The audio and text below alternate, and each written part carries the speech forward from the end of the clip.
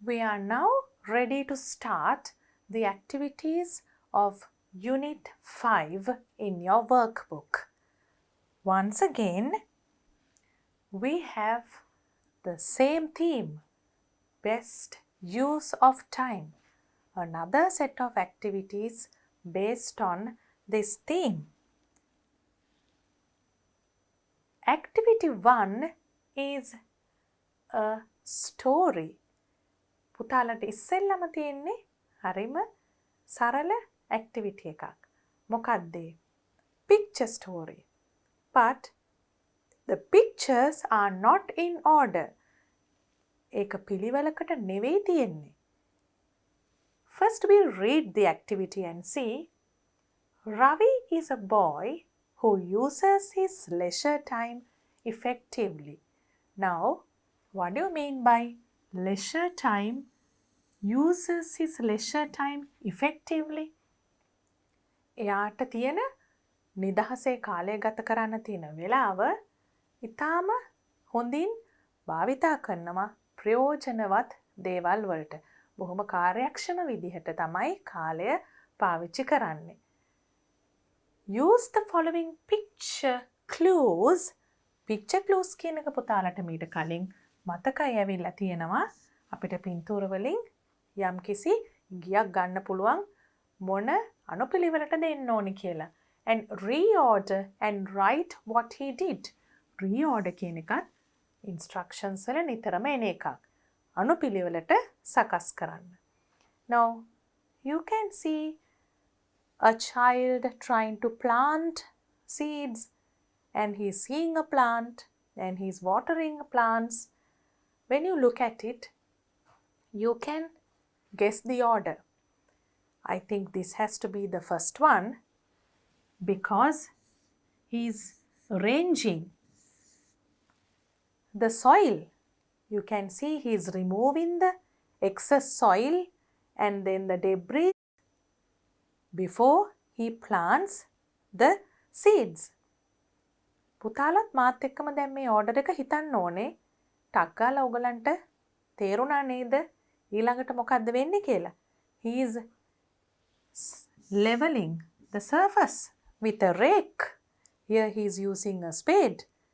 මේ වගේ පස ඔක්කොම පැහැදිලි කරගත්තට පස්සේ ඔක්කොම කෑලි අයින් කරලා he's leveling the surface. So this has to be the second one. And after that, he's planting the seeds and also he has a packet in his hand. So he must be putting fertilizer. පොහොර දානවා ඒ වගේම වතුර දානවා. So you can see that it's number 4. After that, it's very clear that he's happily looking at the small plants growing. So that has to be number 5.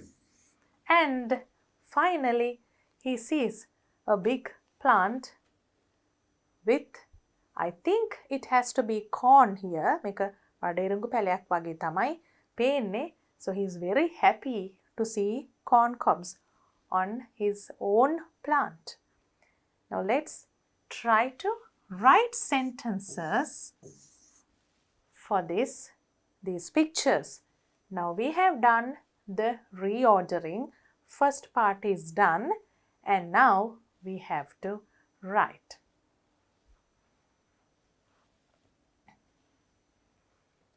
First, shall we write for picture number 1? First, Ravi broke apart the soil clumps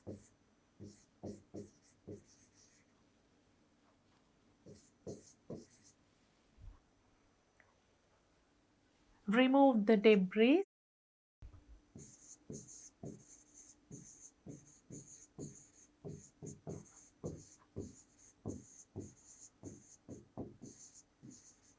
and arranged the soil.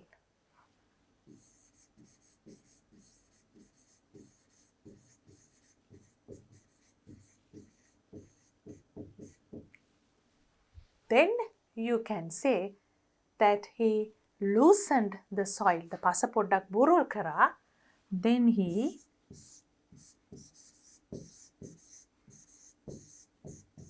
loosened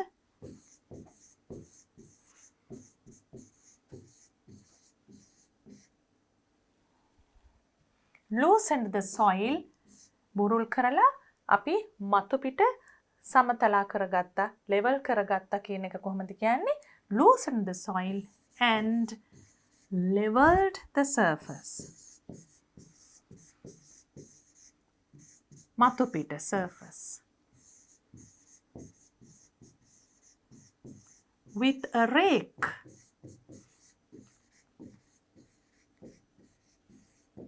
If you want, you can write here with a spade. What is happening in this picture? You can say he planted the seeds and added fertilizer.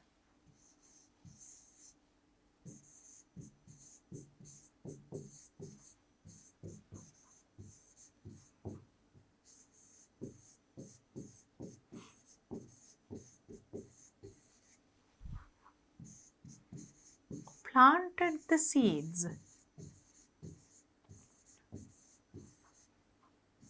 Added එකතු කරා පොහොර fertilizer.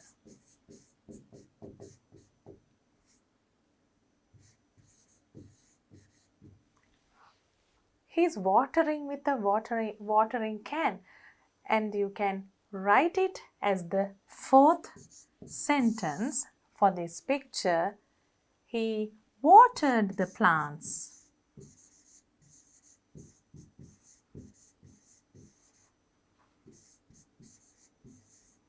He watered the plants using a can.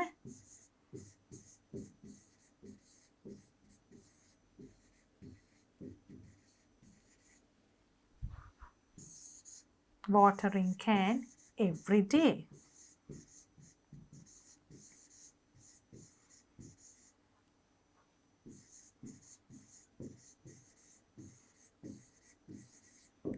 හැමදාම watering can එකක් අරගෙන ගිහිල්ලා පැලවලට වතුර දැම්ම කියන එක.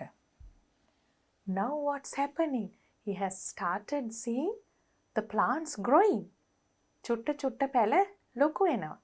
So you can say දැන් මෙහෙම පැල හැදීගෙන යනකොට අපිට හරි නොයවිසිලිමත් කමක් ඇති වෙනවනේ. ඒකට කියන්න පුළුවන් he impatiently watched.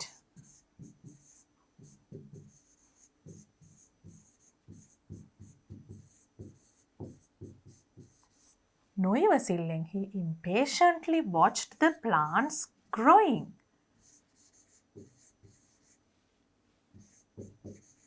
පැල ලොකු වෙන එක, වැඩෙන එක බලන් හිටියා.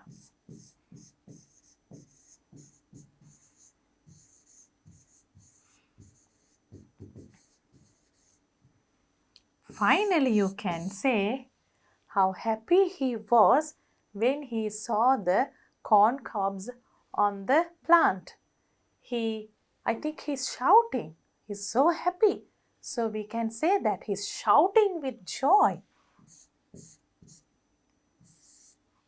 He was shouting with joy. He started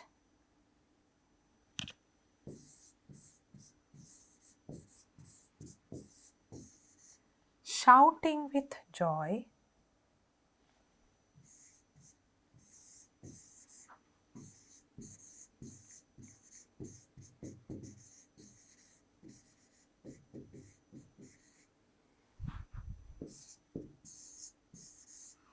When he saw the corn cobs on the plant he grew.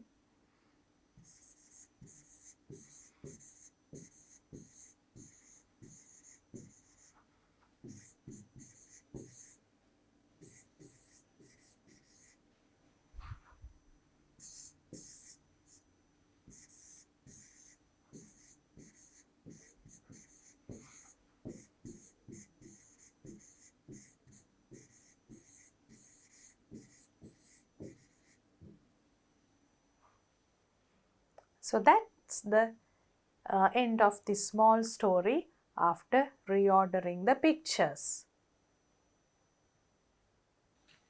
Let's move on to the second activity where you have to write a short description. A short description to prove. ඒ කියන්නේ ඔප්පු කරන්න තියෙනවා මේ statement එකේ තියෙන දේ හරිද කියලා. Time is more valuable than money. අනිවාර්යයෙන්ම කාලය වටිනවා මුදල් වලට වඩා. You can get more money but you cannot get more time. Jim Rohn has said, ඔබට මුදල් ගන්න පුළුවන්, හම්බ කරන්න පුළුවන්. හැබැයි කාලය එහෙම කරන්න අපිට ඕන විදියට හම්බ කරගන්න බැරි දෙයක්.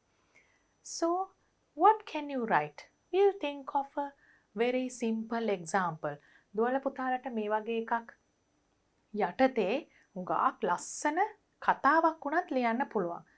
කාලයට වඩා මුදල් වටිනාකමින් අඩුයි. කාලය කියන දේ අපිට මුදල් වගේ අපිට ඕන විදිහට ගන්න බෑ කියන එකට ඇත්තටම ලස්සන short story එකක් වුණත් ලියන්න පුළුවන්. But here we have to write a short description. So let's take a small example. පොඩි උදාහරණයක් අරන් බලමු. Think of a person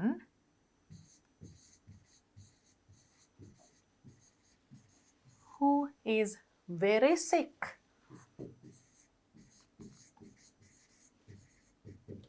Maybe suffering from a serious illness. දැන් හුඟක් ආසනීපයක් වෙලා ඉන්න වෙලාවක කෙනෙක් හිතනවා මට තියෙන සල්ලි වියදම් කරලා මේ අසනීපේ කියන්නේ මේ පොඩි අසනීපයක් නෙමෙයි අපි මෙතන කතා කරන්නේ serious illness එකක් ගැන. You can say think of a person who is very sick. එහෙම නැත්නම් ඊට වඩා ටිකක් serious විදියට ලියනවා නම් a person who is suffering from a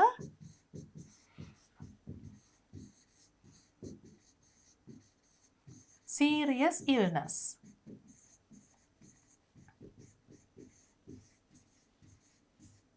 So you can think of a person like that. එහෙම කෙනෙක් දැන් සල්ලි තියෙනවා. සල්ලි ටික තියාගෙන ඉන්නවද? නැත්නම් සල්ලි ටික වියදම් කරලා ඒක සනීප කරගෙන තව කාලයක් ජීවත් වෙනවද? පොඩි කාලේ කතා අපි අහලා තියෙනවා එක එක ඉස්සර කාලේ දේවල් වෙච්ච දේවල් ගැන එහෙම එක එක ලෝභ මිනිස්සු ගැන එහෙම. එතකොට මේ වගේ අවස්ථාවල් තිබිලා තියෙනවා මේ කතන්දරවල. So we are writing only a small instance from such a story whether to choose money or time. දැන් අපි ලියමු එකක්. Will he want to Will he use his money to save his life? Use money from his savings. යාගේ යම් ඉතිරියකින් will he use money from his savings to save his life, or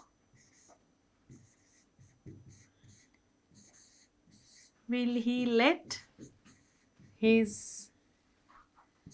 life end? සල්ලි තියාගෙන ජීවිතේ ඉවර වෙන්න දෙයිද? කිසිම කෙනෙක් එහෙම වෙන්න දෙන එකක් නැහැ. So you can write he will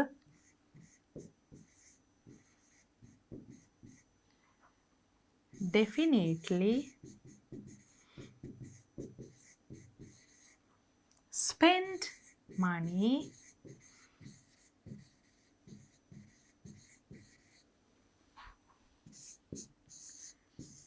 to save his life. දෝලා හිටලා එහෙම නැති කෙනෙක් ඉන්නත් පුළුවන්. අපි මේ කියන්නේ සාමාන්‍ය තත්වයක් ගන්න. He will definitely අනිවාර්යයෙන්ම spend money to save his life. Now what's the message? You are going to write here based on this saying, because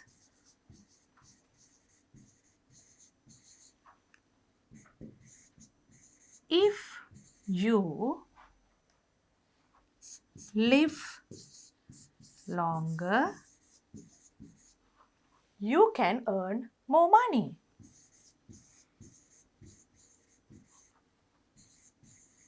Get or earn money.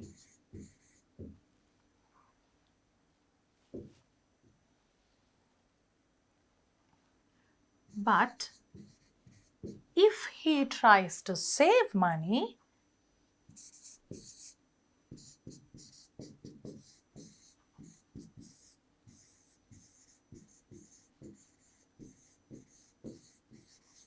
what will happen?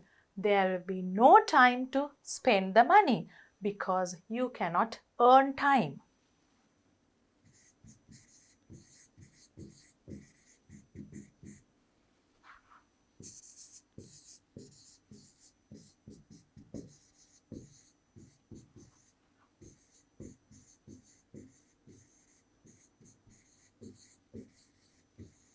Not even time.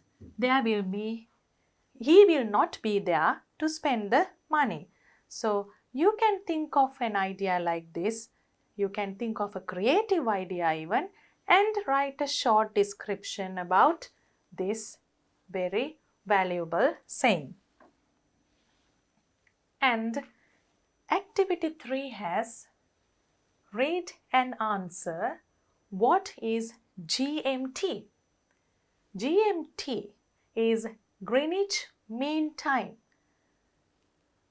Greenwich Mean Time or Meridian Time is international time and the basis of the world time clock. Basis of the world time clock. ඒ කියන්නේ මුළු ලෝකේම වෙලාව දක්වන්න අපි පාදක කරගන්නේ මේ Greenwich Mean Time GMT කියන එක basis. This gives the exact ඉතාම නිවැරදිම date and time of different location. එක් පළාත්වල ඉතාම නිවැරදි පිහිටීම දිනය වේලාව හැම දෙයක්ම of the world. Hence, එම නිසා Greenwich is the place from where all time zones are measured. ඒ නිසා all time zones මේ වේලා කලාප සියල්ලක්ම measure නැත්නම් මනින්නේ measure කරන්නේ Greenwich කියන place එකෙන්. Greenwich is the place. පළාතෙන් තමයි මේ වේලාව measure කරන්නේ. වේලා කලාප time zones. The Greenwich meridian, prime meridian or longitude 0 degrees. ඔයගලන් දන්නවනේ මේ longitudes and latitudes කියන්නේ දේශාංශ අක්ෂාංශ marks the starting point of every time zone in the world. 0 අංශක බිඳුවෙන් පටන් ගන්නවා හැම පළාතක්ම every time zone හැම වේලා කලාපයක්ම ලෝකේ පටන් ගන්නේ මේ prime meridian එහෙම නැත්නම් longitude 0 degrees කියන දේශාංශ අංශක බිඳුවෙන්. Greenwich Mean Time is Greenwich Mean or Meridian time. It is the mean, average, සාමාන්‍ය time that the earth takes to rotate from noon to noon. එක් දිවා කාලයක සිට තවත් දිවා කාලයකට earth takes to rotate, average time. පෘථිවිය භ්‍රමණය වෙන්න ගත වෙන සාමාන්‍ය කාලය. This is widely regarded as කියන්නේ ඉතාම පුළුල් වශයෙන් මේක සැලකෙනවා as the correct time for every international time zone. සියලුම අන්තර්ජාතික වේලා කලාපවලට වේලා කලාපවල ඉතාම නිවැරදිම වේලාව ලෙස සැලකෙන්නේ මේ Greenwich Mean Time කියන එක. The origin කියන්නේ පටන් ගැන්ම, මූලාරම්භය of GMT is in Greenwich, England. දැන් ඕගොල්ලන්ටත් ඉස්සරහට දවසක ගිය දවසක බලා ගන්න පුළුවන් මේ තැනට ගිහිල්ලා. GMT is in Greenwich කියන පළාතේ තමයි තියෙන්නේ. England and in operation since 1884. Since මේකත් ඉතාම වැදගත්. අපි යම්කිසි කාලයක් ගැන කියනකොට මේ කාලයේ සිට කියලා කියනකොට අවශ්‍ය වෙන වචනයක් තමයි since. අපි කියනවා නම් මම මෙන්න මේ කාලයේ සිට music ඉගෙන ගත්තා. සංගීතය ඉගෙන ගත්තා. I have started learning music since I started learning music since කියලා අවුරුද්ද කියන්න පුළුවන්. හුඟක් අවශ්‍ය වෙන වචනයක්. දැන් මේ GMT in Greenwich, England in operation since කොයි කාලේ ඉඳලාද මේක ක්‍රියාත්මක වෙලා තින්නේ? 1884 ඉඳලා. Greenwich in England is located at දැන් මේකේ පිහිටීම කියනවා. මොකද එතනින්නේ මේ බේසිස් එක පටන් ගැනීම වෙන්නේ 0 බිංදුව අංශක බිංදුවෙන්. එතකොට 0 degrees 0 minute 0 second longitude and 51 degrees 28 minutes 38 seconds north latitude north of the equator. ඒ කියන්නේ සමකයට උතුරින් north.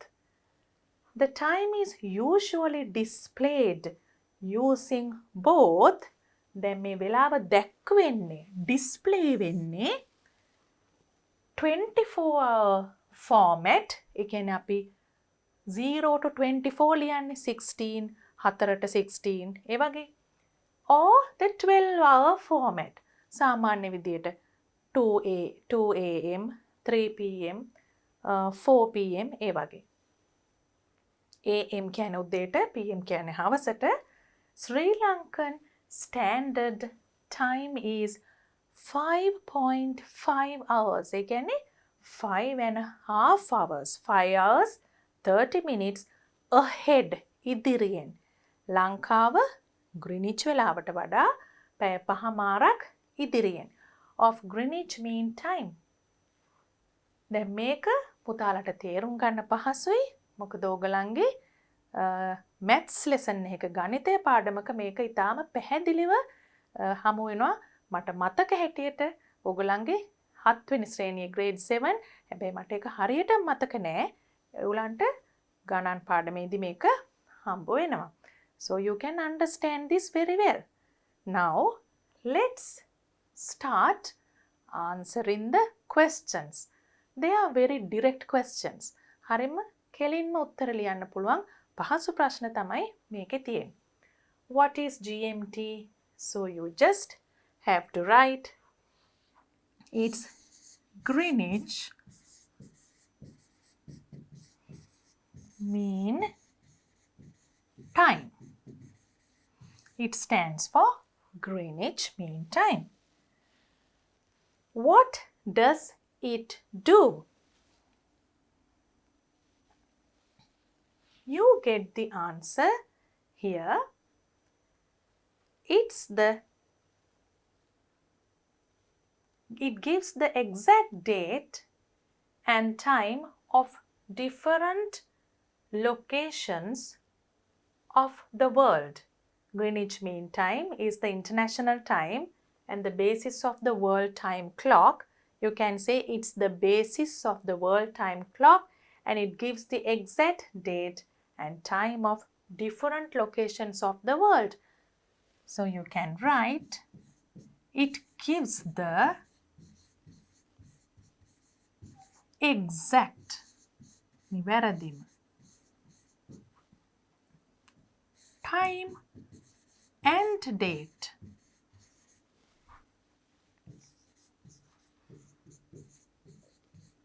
different locations in the world.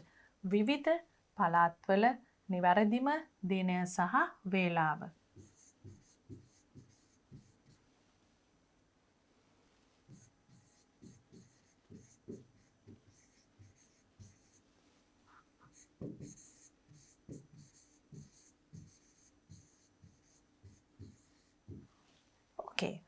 The third question is, what is the origin of it? Can you remember? We highlighted that word origin. The origin of GMT is in Greenwich, England, and in operation since 1884. So we can write the origin of it is Greenwich,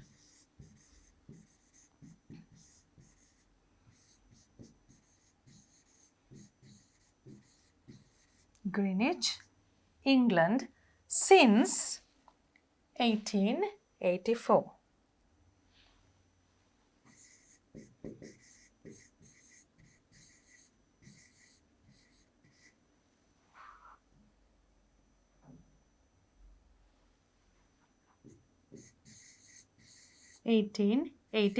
origin. පටන් ගත්ත අවුරුද්ද විතරක් ලිව්වම ඇති. What's the fourth question?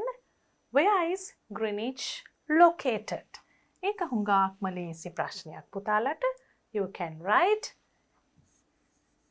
Greenwich is located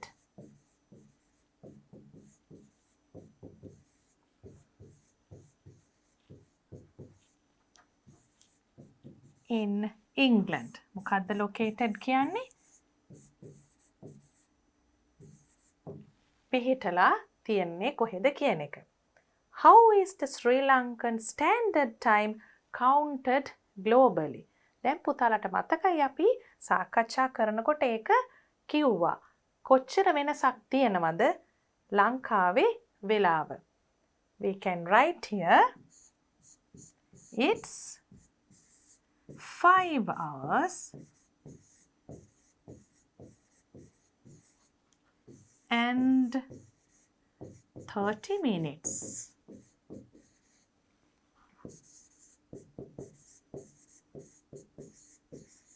Ahead. අපි කිව්වා ඉදිරියෙන් කියලා. අපේ වෙලාව තියෙන්නේ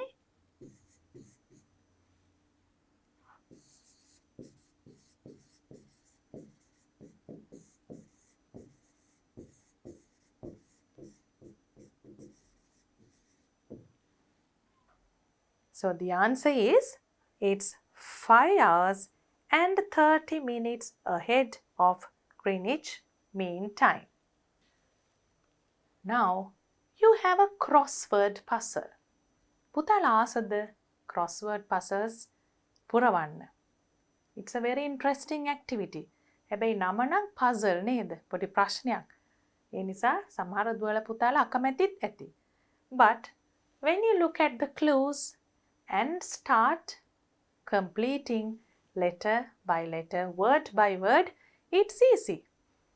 And all these words are from the unit we did.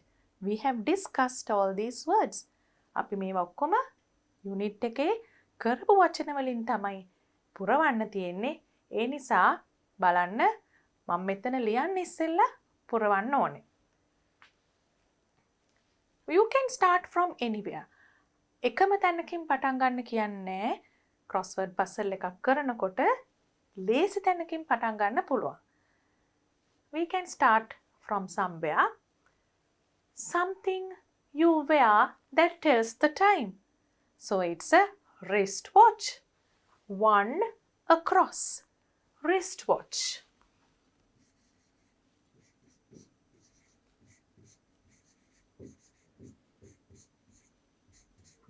Usually, you fill a crossword puzzle with capital letters. Then, you have 2 down. Let's see what it is. Starting with M. We cannot slow down or get more time. What can that be? We cannot slow down or get more time, but we can learn how to blank it. We did it when we discussed about time management. I hope you remember. Management. M-A-N-A-G-E.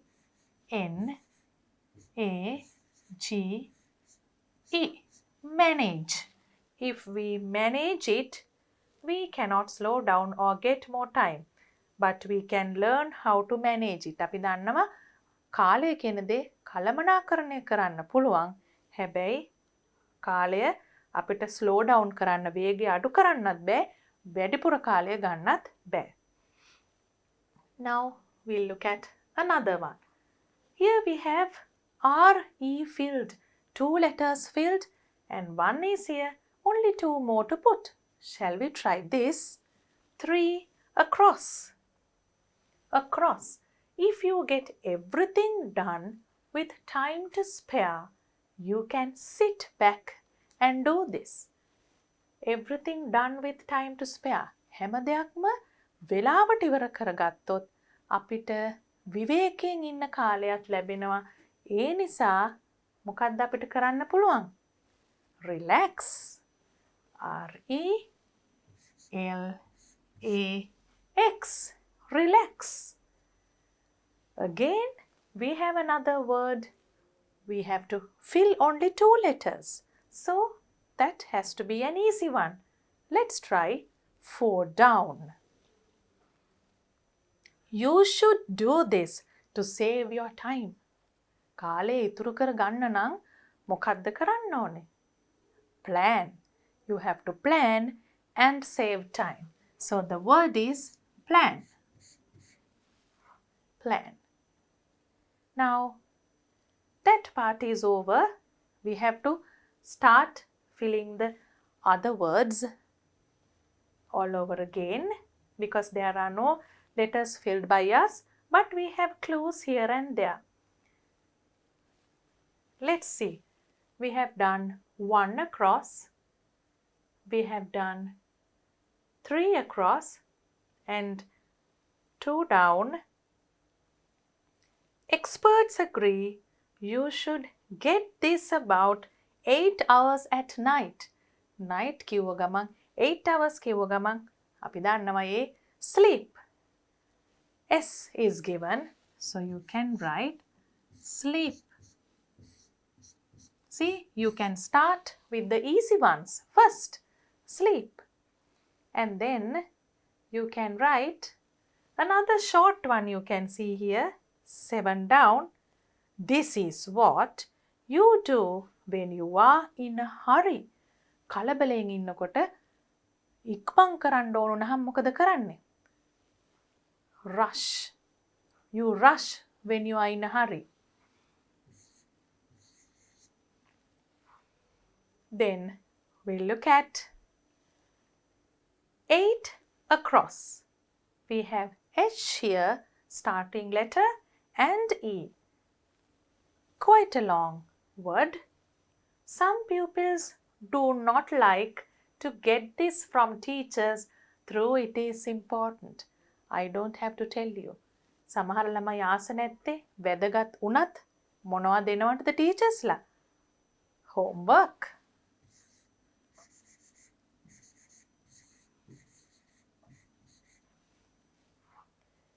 Then we have 9 down, again a little bit long. Let's read and see. This gives entertainment and education, but also can waste a lot of time. අධ්‍යාපනයක් දෙනවා, විනෝදයක් දෙනවා, ඒ එක්කම කාලය ගොඩක් අපතේ හරින්නත් හේතු වෙනවා. එහෙනම් පටන් ගන්නෙත් T වලින් නම් හරිම ලේසි නේද? Television.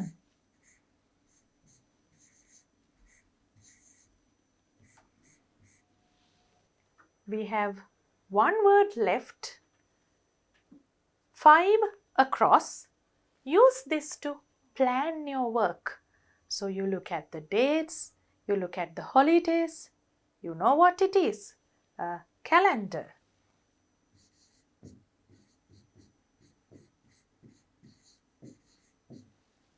Now we have filled the entire crossword puzzle.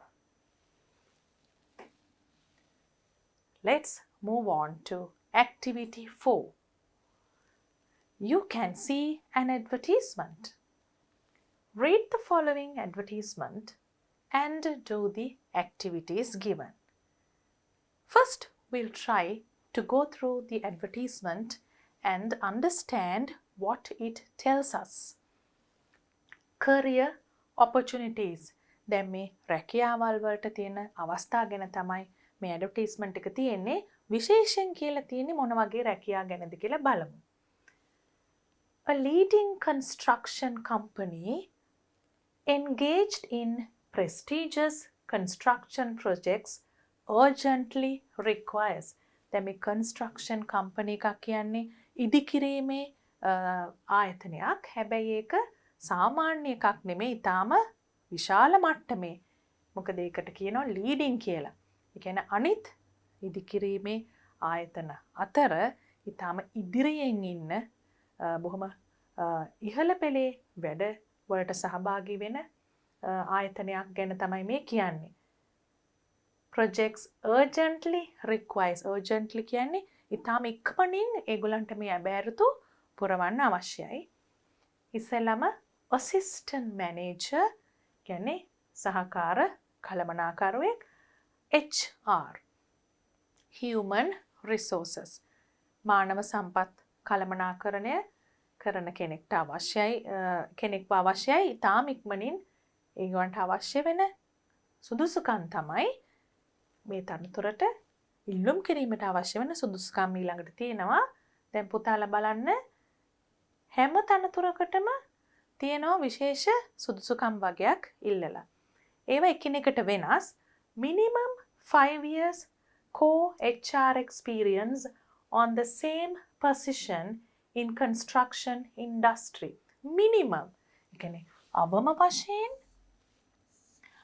වශයෙන් අවශ්‍ය වෙනවා අවුරුදු 5ක core HR experience. ඒ මානව සම්පත් කළමනාකරුවෙක් හැටියට වැඩ කරපු අත්දැකීම් on the කියන්නේ එම තනතුරේම ඒ හා සම්බන්ධ වෙන තනතුරක නෙවෙයි හරියටම HR කියන experience තියෙන on the same position in construction industry. වෙන ක්ෂේත්‍රයක මේ අත්දැකීම තිබිලත් මදි. construction ඉදිකිරීමේ ක්ෂේත්‍රයේම අත්දැකීම් අවශ්‍යයි. experience same industry. At least MBA, MPA, MAS with majors. දැන් මේ masters in business administration වගේ ඉතා විශාල සුදුසුකම් ඉහළ මට්ටමේ සුදුසුකම් අවශ්‍ය වෙනවා මේ HR human resource management. HRM කියන්නේ human resource management මානව සම්පත් කළමනාකරණය සම්බන්ධයෙන්. Good interpersonal communication and correspondence skills. ඒ කියන්නේ මේ වගේ තනතුරකට අනිවාර්යයෙන්ම අවශ්‍ය වෙනවා communication, correspondence. ඒ කියන්නේ අපි එක එක්කෙනාත් එක්ක sannivedanaya කරන විදිය, එක එක්කෙනාත් එක්ක සම්බන්ධකම් පවත්වන correspond කරන විදිය. මේ කියන්නේ සුදුසුකම් වලට අමතරව තියෙන්න ඕන දේවල්. දැන් අපිට විශේෂයෙන් ඕනේ වෙනවා ඊට පස්සේ තියෙන ඒවා. Because of the activities we have to do after this. So let's look at them. Timekeeper, store officer, data entry operator, admin officer. කියන්නේ administration officer. දැන් මේ තනතුරු කිහිපයටම එකම විදිහේ අවශ්‍යතාවයක් තමයි තියෙන්නේ. Candidate, ඒ කියන්නේ ඉල්ලුම් කරන කෙනා must be graduate possessing minimum 5 years experience. Graduate කෙනෙක් උපාධිධාරියෙක් වෙන්න ඕනේ. Possessing කියන්නේ තමුන්ට තියෙන්න ඕනේ minimum 5 years. අපි ඒක මෙතන කරා අවුරුදු 5ක් අවම වශයෙන් අත්දැකීම් තියෙන්න ඕනේ at the same position. එම තනතුරේම අත්දැකීම් තියෙන්න ඕනේ. Experience in construction company will be preferred. ඒ කියන්නේ වඩාත් හොඳයි ඉදිකිරීම් ක්ෂේත්‍රයේම නම්. මෙතන කිව්වා අනිවාර්යයෙන්ම construction on the same position in construction industry විතරයි. මෙතන කියනවා preferred වඩාත් හොඳයි. Those who meet the above criteria should send their detailed resume by September 21st කියලා දිනයක් දීලා තියෙනවා. මේ සුදුසුකම් සපුරනවා නම් තමුන්ගේ රෙෂමේ CV අපි දන්නවා අපේ විස්තර ලියලා අපි ඉදිරිපත් කරන ඩොකියුමන්ට් එක by September 21st at their at කියලා ඊමේල් ඇඩ්‍රස් එකක් දීලා තිනවා jobs@timeco.com.lk කියලා clearly mentioning පැහැදිලිව සඳහන් කරලා මොනවද the position in subject otherwise resume will not be entertained ඒ කියන්නේ position එක ඉල්ලුම් කරන තනතුර අනිවාර්යයෙන්ම දාන්න ඕනේ එහෙම නැත්නම් ඒ resume එක අපේ ඉල්ලුම් පත්‍රය ඒගොල්ලන් සලකා බලන්නේ නැහැ කියලා address එක දීලා තියෙනවා now let's see what activities are there based on this advertisement දැන් දෝල පුතාලට මේ advertisement එකේ කියපු දේ තේරුණා නම් ඊළඟට තියෙන ප්‍රශ්න පහසුවෙන්ම උත්තර ලියන්න පුළුවන් now we are moving on to the questions based on that advertisement first one is very easy ඉස්සෙල්ලම අහන්නේ how many positions කීයයිද vacant positions හැබැර්තු කීයක් තිබුණාද 1 2 3 4 5 we have an assistant manager HR position timekeeper store officer data entry operator and admin officer we can write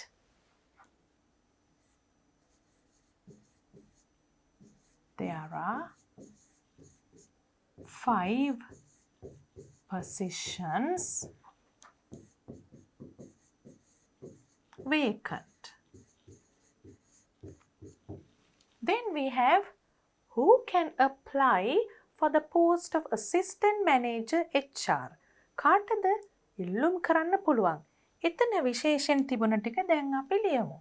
A person with minimum 5 years HR experience and then a master's degree and communication and correspondence skills.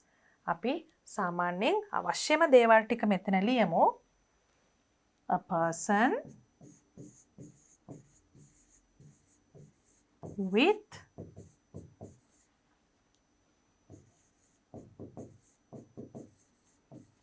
minimum 5 years.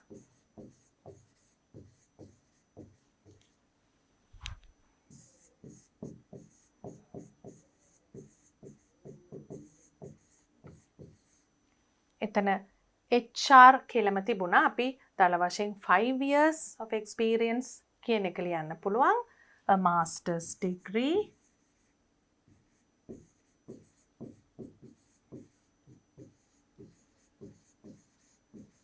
පශ්චාත් උපාධිය ලියලා තිනවා and මතකයිද පුතාලට අපි කිව්වා good communication and correspondence skills අපි එකක් හරි ලිව්වොත් and good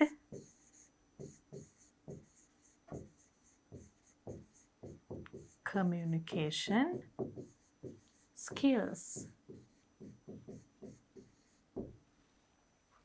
Number 3, what should a person possess to apply for the post of timekeeper?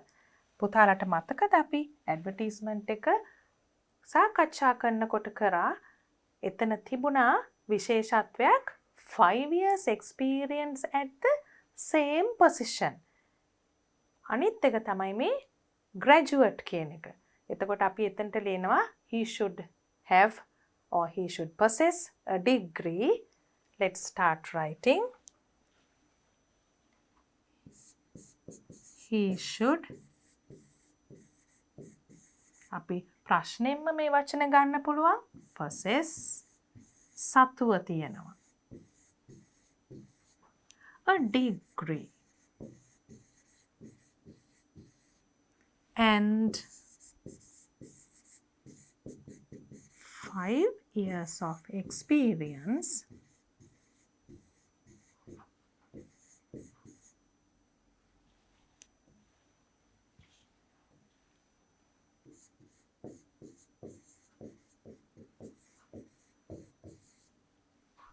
in the same field,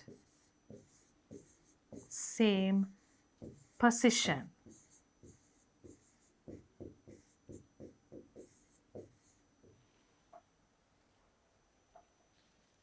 What is the closing date? They have given it as 21st of September. It is 21st of September. Very direct questions. හරිම පහසු කෙලින්ම උත්තර බලලා ලියන්න පුළුවන් ප්‍රශ්න තමයි මෙතන තියෙන්නේ.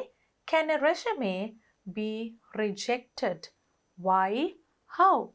අපි දැන් කිව්වා එක් අවස්ථාවක ඒගොල්ලන් අනිවාර්යයෙන්ම මේක reject කරනවා. We will not entertain resumes without the position being mentioned.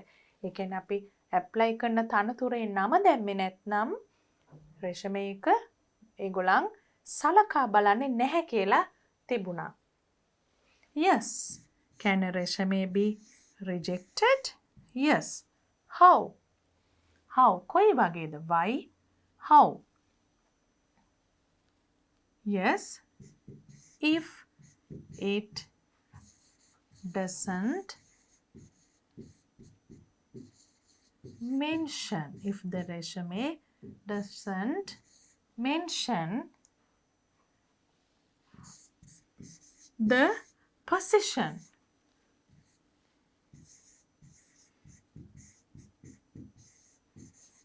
As the subject.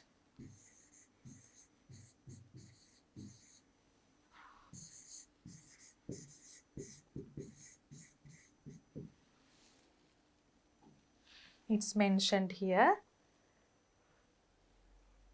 Clearly mentioning the position in subject, otherwise resume will not be entertained. That is where we got that answer. Imagine that you are applying for the post of timekeeper. Write a letter to the company HR manager mentioning that you enclose the resume or CV, curriculum vitae or resume. Now here you have to know this word well. Sometimes it gives you the meaning of, this has two meanings. One is the CV or the document we send mentioning our information to the employer when we apply for a job. අපි රැකියාවක් ඉල්ලුම් කිරීමේදී අපේ විස්තර ලියලා අපේ රැකියාව ලබා දෙන ආයතනයට යවන එක තමයි එක තේරුමක්. අනිත් එක තියෙනවා start. ඒ කියන්නේ නැවත ආරම්භ කිරීමක්. එතකොට අපි කියනවා මේ වචනෙටම resume. Resume. So one word, two meanings, two ways of pronouncing. එකම වචනේ විදි දෙකකට කියනවා. ඒ දෙකට තේරුම් දෙකක් තියෙනවා. Don't forget that. We will now move on to the details of a cover letter. දැන් අපිට ලියුමක් ලියන්න තියෙන හින්දා ලියන්න ඉස්සෙල්ලා ටිකක් මතක් කරගමු මොන වගේ දේවල්ද ලියන්න ඕනේ කියලා. A job application letter. එහෙම නැත්නම් ඒකට අපි කියනවා cover letter කියලා. මොකද අපි ලියුමේ සම්පූර්ණ විස්තර දාන්නේ නැහැ. අර resume එක ඒකත් attach කරන නිසා ඒ විස්තර දාන්නේ නැති නිසා සම්පූර්ණයෙන් අවශ්‍ය දේවල් මොනවද කියලා බලමු. A letter of application, එහෙම නැත්නම් ඒකටමයි කියන්නේ cover letter, is a letter sent to an employer with your resume to provide. එතකොට මොන වගේ දේවල්ද අපි ලබා දෙන්නේ එක හරහා additional information about your skills. ඔබේ හැකියාවන් ගැන යම් කිසි වැඩිපුර තොරතුරක් ලියන්න තියෙනවා නම් ඒක ලියන්න ඕනෙත් ඒ ලියුමේ තමයි. information on why you are a suitable candidate for the job. ඒ කියන්නේ හුඟක් දෙනෙක් එකම රැකියාවට ඉල්ලුම් කරනකොට ඇයි අපි වැඩියෙන් සුදුසු කියලා ඒක ලියන්නත් ඕනේ. Your application letter should let the employer know අපේ රැකියාව ලබා දෙන ආයතනයට අපි දැනුවත් කරන්න ඕනේ the position you are applying for. අපි මොන තනතුරටද ඉල්ලුම් කරන්නේ? Why you are suitable for the post? ඇයි අපි සුදුසු? Your contact details to follow up. Contact details කියන්නේ අපිව සම්බන්ධ කරගන්නේ කොහොමද? ඉදිරියේදී ඒගොල්ලන් අපිව ආයතනයට ගන්න බලාපොරොත්තු වෙනවා නම් contact details. You give your telephone number, email address, home address, so on and so forth. What to include? මොනවද ඇතුළත් කරන්න ඕනේ? දැන් අපි සාමාන්‍යයෙන් රාජකාරී ලිපියක් ලියනකොට මුලින්ම ලියන යවන්නාගේ ලිපිනය sender's address, recipient's address ඒ ෆෝමැට් එකට අමතරව body of the essay ලිපියේ තියෙන අන්තර්ගතය මෙන්න මේ විදියට වෙන් වෙන්න ඕනේ. introduction හැඳින්වීම, the reason for writing the letter ඇයි අපි ලියුම ලියන්නේ කියලා ඉස්සෙල්ලම ලියන්න ඕනේ. the body, applicants qualifications and experience දල වශයෙන් සුදුසුකම් සහ අත්දැකීම්. දීර්ඝ වශයෙන් තියෙන්නේ CV එකේ. එහෙම නැත්නම් resume එකේ. The clause thanking the recipient, providing follow-up details. ලබන්නාට ස්තුති කළා. ඒ වගේම follow-up details කියන්නේ මින් ඉදිරියට මේ සම්බන්ධයෙන් අපිව සම්බන්ධ කරගන්න අවශ්‍ය නම් මොන විස්තරද දෙන්න ඕනේ කියන එක. Now let's look at a sample letter. දැන් පුතාලත් මේ වගේ ලියුමක් ලියන්න උත්සාහ කරන්න ඕනේ. මේ වෙනකොට ලියලත් ඇති. හැබැයි තව දේවල් ඒකට එකතු කරන්නේ කොහොමද? අවශ්‍යම කරුණු ටික දෙන්නේ කොහොමද කියලා අපි ආපහු චුට්ටක් මතක් කරගෙන බලමු. Now we will look at a sample letter. Starting as usual, සාමාන්‍යයෙන්ම අපි පටන් ගන්නේ කොහොමද? Sender's name, sender's address and date. Name,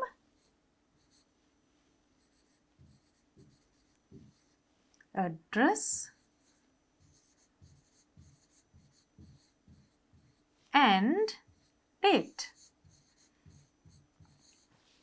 Senders.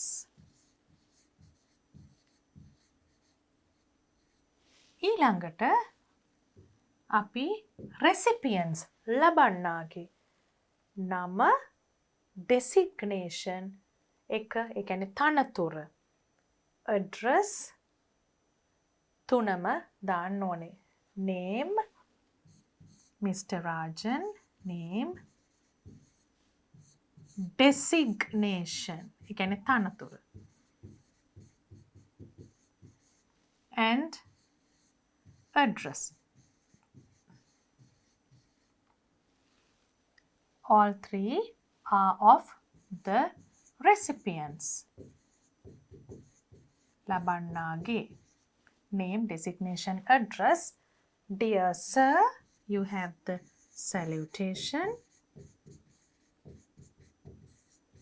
and the subject. You remember, if you don't write this, they will not entertain your resume. Post of timekeeper අනිවාර්යෙන්ම ලියන්න ඕනේ කියලා තිබුණ නැත්නම් ඒගොල්ලන් සලකා බලන්නේ නැහැ අපේ ඉල්ලුම් පත්‍රය. With reference to the vacancy. දැන් අපි රැකියාවකට ඉල්ලීමක් කරනකොට ලියුමකින් with reference කියලා පටන් ගන්න පුළුවන්. අපි මේකට අදාළවයි මේ ඇප්ලිකේෂන් එක ලියන්නේ, ලෙටර් එක ලියන්නේ with reference to the vacancy that was advertised in. කොහෙද කියලා අපිට ඉරිදා පුවත්පත් කීපයක නම් ලියන්න පුළුවන්. In Sunday, you can write some names of newspapers.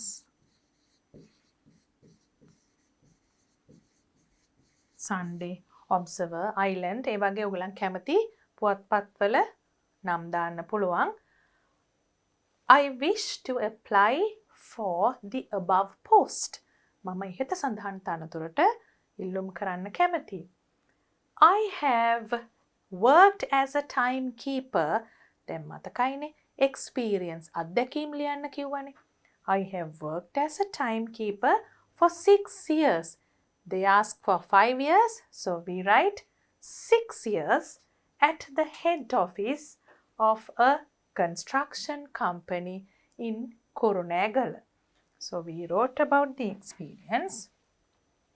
Now let's move on to the other details.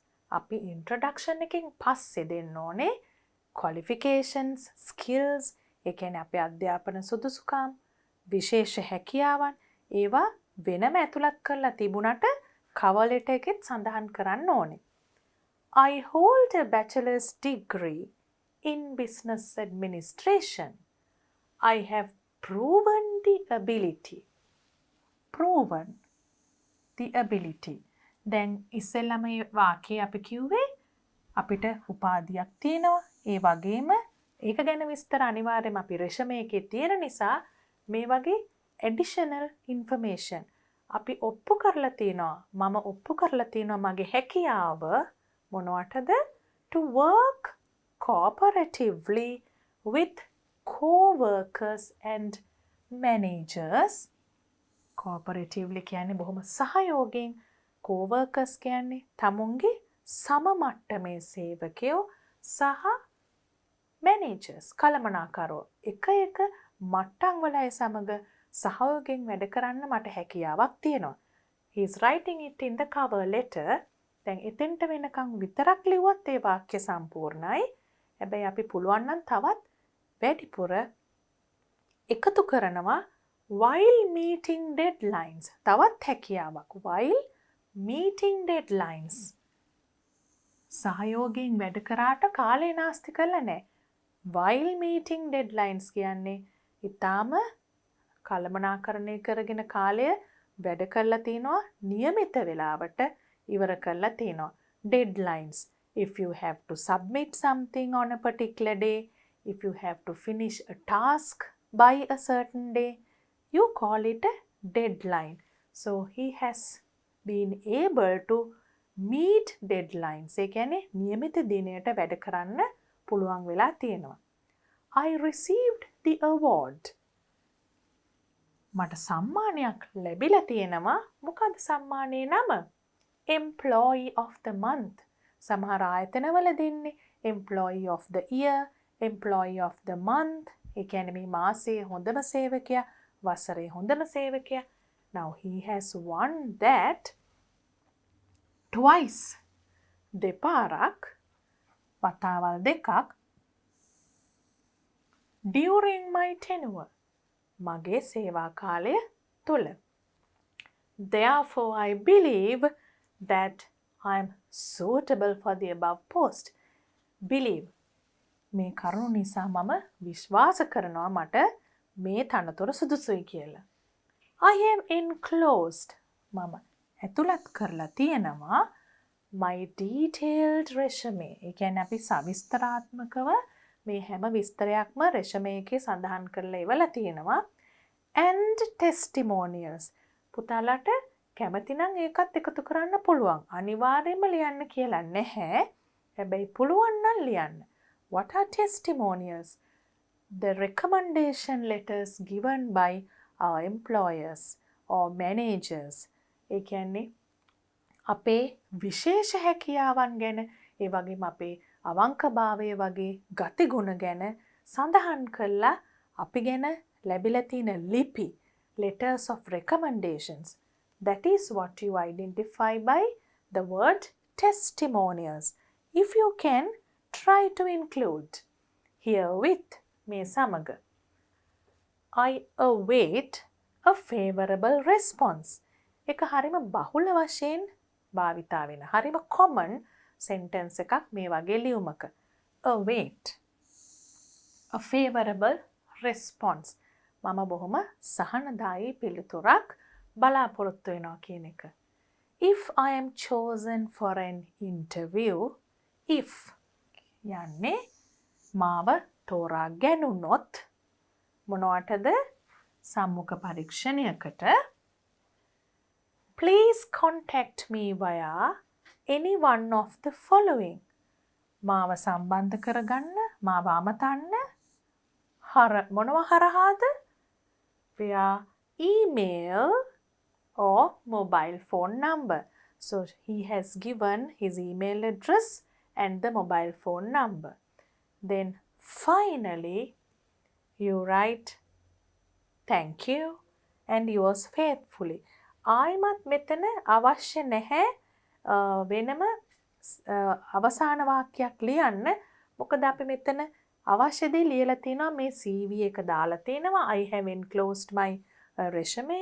Then you can contact me via any one of the following numbers. ඒ දෙක දාලා තියෙන නිසා අපිට පුළුවන් thank you කියලා දාන්න. තව සමහරු ලස්සනට ලියනවා thanking in anticipation වගේ වචන. නමුත් මෙතන අපි await කියලා දාලා තියෙන හින්දා එහෙම අත්‍යවශ්‍ය නැහැ. thank you. හැබැයි yours faithfully කියන එක අනිවාර්යයෙන්ම දාන්න ඕනේ. thank you කියන එකත් දාන්න ඕනේ.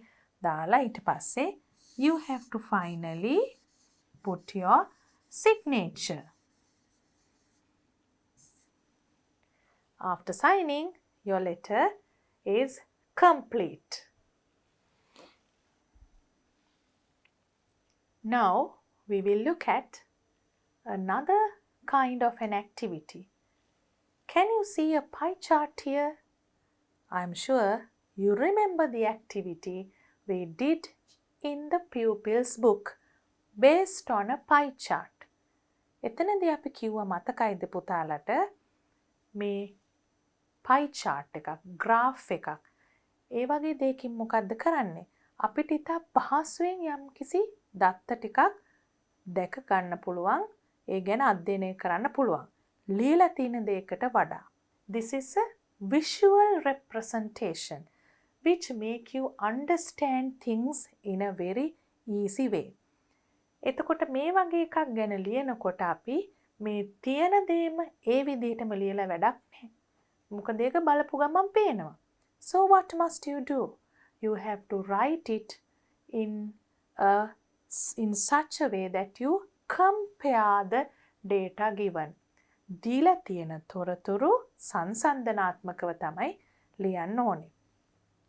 And we did phrases such as the most, the least number of, least amount of, more than, less than, equal amount of.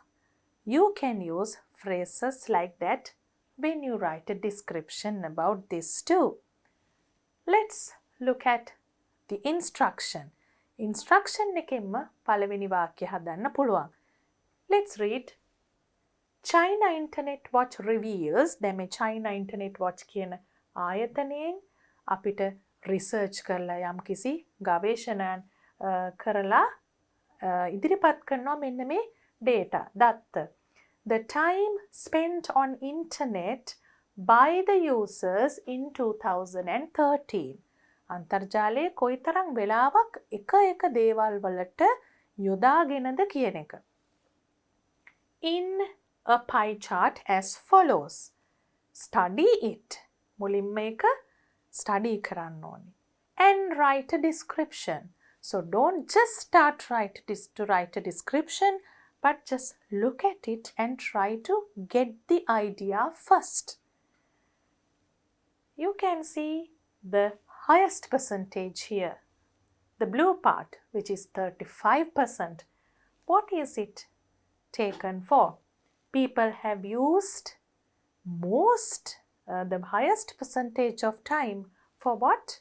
Online videos. Online videos බලන්න තමයි වැඩිම ප්‍රතිශතයක් වෙලාව යොදවලා තියෙන්නේ. Then comes another slightly big part, 17.7% for social network. සමාජ ජාල සඳහාත් පාවිච්චි කරලා තිනවා සැලකිය යුතු ප්‍රමාණයක්. Others are not that big. Then you can see something similar here, a little bit similar, 9.9 that's close to 10, and 11.7. So when you compare with others, you can see that these two are somewhat similar. Somewhat similar කියන්නේ තරමක් දුරට සමානයි. Then you see these three somewhat similar to one another, 7.6, 5.4, 4.6. ගොඩක් වැඩි ප්‍රතිශත නෙමෙයි, ඊටාම අඩු ප්‍රතිශත. මොන වගේ දේවල් වලටද මේවා අදාළ වෙන්නේ? මිනිස්සු අඩුවෙන් කාලය වැය කරලා තියෙන්නේ e-commerce sites වලට, news, games, entertainment ඒ වගේවට අඩුවෙන් කාලය වැය කරලා තියෙන්නේ. Financial services, විනෝදාත්මක දේවල් වලට, මූල්‍යමය සේවාවන් වලට, ඇත්තටම news ප්‍රවෘත්ති වලට ඉතාම අඩුවෙන් කාලය වැය කරලා තියෙන්නේ. ඒ වගේ සඳහනක් තමයි අපිට, ඒ වගේ අදහසක් තමයි අපිට මෙතනින් ගන්න තියෙන්නේ. email, web portal ඒවට ඉතාම අඩුයි. 1.8% and 1.7%. And other, without specifying, they have given this. විශේෂයෙන් මොනවද කියලා සඳහන් කරලා නැහැ. So based on this pie chart, let's see what kind of information we can compare and what kind of phrases we can use to write this comparative description. The pie chart above shows, මම පුතාලට කිව්වනේ අර instruction එකෙන්මයි පළවෙනි වාක්‍යය ලියන්නේ. The pie chart above shows the time spent on internet by the users in 2013 as per the China Internet Watch data. ඒ කියන්නේ as per the කියන්නේ මේ ආයතනයේ දත්තවලට අනුව China, capital letters, China Internet Watch කියන්නේ ආයතනයක නමක්. ඒකේ දත්තවලට අනුව as per the ඒක තමයි හැඳින්වීම introduction එක. The highest percentage of time. දැක්කද? අපි නිකම්ම ලියන්නේ නෑ මේ ප්‍රතිශතය. The highest percentage of time කියන එක ලිව්වා. Which is 35%, was spent by the users who watched online videos. Those users who watched online videos. The second highest percentage, දැන් නිකම්ම ප්‍රතිශතය දාන්නේ නෑ අපි, හැබැයි ඒක තවත් දෙයක් සමග සංසන්දනය කරලා ලියනවා. The second highest percentage of time was spent on social network sites. ඒ කියන්නේ සමාජ ජාල වෙබ් අඩවි සඳහා තමයි දෙවනියට වැඩිම කාලයක් ප්‍රතිශතයක් වැය කරලා තියෙන්නේ. Approximately 10% of the users, approximately කියන එකේ අදහස මොකක්ද? Approximately කියන්නේ දල වශයෙන් කියන එක. දල වශයෙන් 10% කියන්නේ ඇයි අපි? එතන හරියටම තියෙන්නේ 9.9%. Exact percentage is 9.9. So we can say 10 is approximately 10%. Approximately 10% of the users have used internet for searching information. තොරතුරු සෙවීමට. Almost similar to that. අන්න තවත් phrase එකක් අපි නිකම්ම ප්‍රතිශත ලියන්නේ නැහැ, නමුත් සංසන්දනාත්මකව ලියනවා කියන එක පෙන්වුම් කරන්න. Almost similar to that. ඒ කියන්නේ හුඟක් දුරට සමානයි. සම්පූර්ණයෙන්ම සමාන නෑ, හුඟක් දුරට. මතකයිනේ අපි බැලුවා users of things which are not mentioned in the pie chart in the text. ඒ කියන්නේ ආයතනයෙන් හරියටම කියලා නෑ මොන දේවල් වලටද කියලා others කියලා එක ගොඩකට දාලා තියෙනවා. අන්න ඒක මේකට ගොඩක් සමානයි. 11 point ගානක්. So you can say almost similar to that is the amount of people who used the internet for different other users which are not mentioned. Which are not mentioned. සඳහන් කරපු නැති දේවල් වලට මෙන්න මේ ප්‍රමාණයක් මේකට ඉතා සමාන දල වශයෙන් සමාන ප්‍රමාණයක් කාලයක් වැය කරලා තියෙනවා කියන එක. Then now here you have to remember another thing. දැන් පුතාලට බලා ගන්න ලේසි වෙන්නයි මෙහෙම වෙනම දාලා තියෙන්නේ. නැත්තම් මේක තනි ඡේදයක් හැටියට ලියන්න ඕනේ. එක තැනකින් බෙදුවත් මේ විදිහට බෙදන්නේ නැහැ. උදාහරණයක් හැටියට මෙතන ඉඳලා මෙතනට සම්බන්ධයි මෙහෙම බෙදන්නේ නැහැ. නමුත් ඕගලන්ට මේ වාක්‍ය පැහැදිලිව බලා ගන්නයි මෙහෙම දීලා තියෙන්නේ.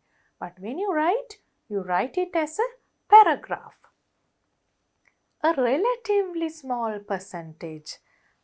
ආපහු තියෙනවා අපි සංසන්දනය කරන්න පාවිච්චි කරන්න පුළුවන් ෆ්‍රේස් එකක්. relatively කියන්නේ සංසන්දනාත්මකව කුඩා ප්‍රතිශතයක්. Relatively small percentage of time was spent to visit e-commerce sites, to watch news, games, entertainment items. ඒ වගේ දේවල් වලට ඔයගලන් දැක්කා හරිම පොඩි ප්‍රතිශතයක් තමයි කාලය වැය කරලා තියෙන්නේ කියලා අන්තර්ජාලය පාවිච්චි කරපු අය. And to obtain financial services. ඒකත් කුඩා ප්‍රතිශතයක් තිබුණේ financial services. මූල්‍යමය සේවාවන් මේ තියෙන්නේ financial services. ඉතාම කුඩා ප්‍රතිශතයක්. The least percentage of time has been spent on email and web portals. අඩුම වෙලාවක් වැය කරලා තියෙන්නේ the least capital. The least percentage of time. ඒකත් අපිට සංසන්දනාත්මකව දෙයක් ප්‍රකාශ කරනකොට පාවිච්චි කරන්න පුළුවන් ෆ්‍රේස් එකක්. Highest percentage, lowest percentage, the least percentage of time has been spent on email and web portals. එතකොට මේ වගේ සංසන්දනාත්මකව comparative, comparing with other data. ඒ විදිහට තමයි pie chart එකක් හරි bar graph එකක් හරි analyze කරන්න ඕනේ. You are getting these questions at the exam, so you have to improve in writing paragraphs like this. In activity 6, you have an activity based on word classes. We did an activity based on word classes in the pupils book too. You remember the very long table we filled. Let's try to remember those things and what we have done before, and then try to fill in the blanks here. Word class. Colorful. You can say a very colorful picture. So, this is an adjective.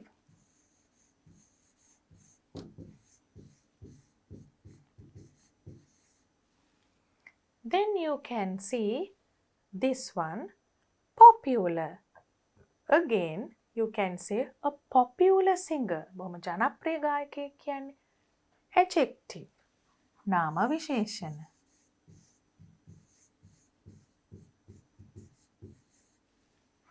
Hardship. He had to face a lot of hardships during the time he had lost his job. ඒ කියන්නේ ගොඩක් දුෂ්කරතා. You remember the abstract nouns. This is an abstract noun. It is a condition.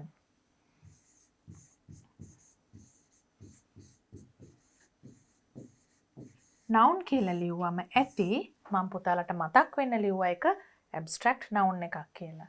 Punctual. වෙලාවට වැඩ කරන. He is a very punctual person. So, a person is described using the word punctual. It's again an adjective.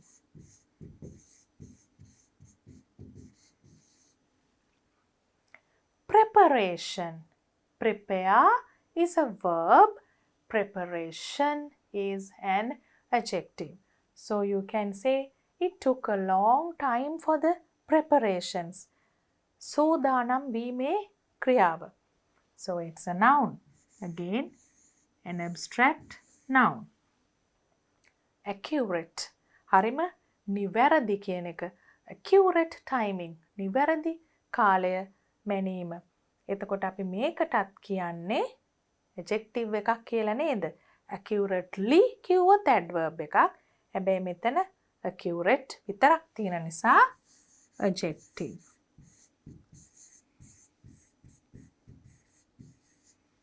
Then you have hardly.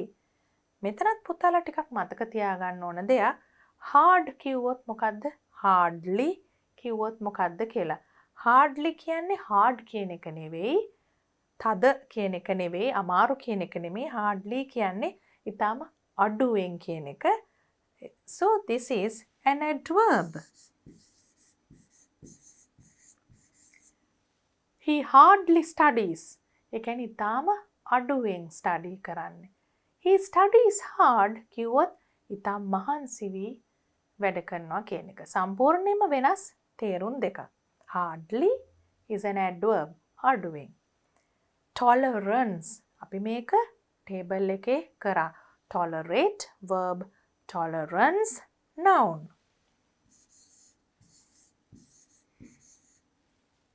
Management. Again, management is a noun. Manage is a verb. Clarification. Clarify is a verb. පැහැදිලි කරනවා. පැහැදිලි කිරීම. Clarification. All these are abstract nouns. Now, to make this activity in a better way, you have to write examples for this. දැන් පුතාලට මේ වචනවල word class එක ලියුවට මදි. මේවා හරියට වාක්‍යයක යොදලා සම්පූර්ණ වාක්‍යයක් ලියන්නත් ඕනේ. Let's try. Take your pens and start writing and check whether they are correct. Shall we write the first and the second, colorful and popular first? Colorful and popular. This is a very colorful picture. We write simple sentences. This is a very colorful picture.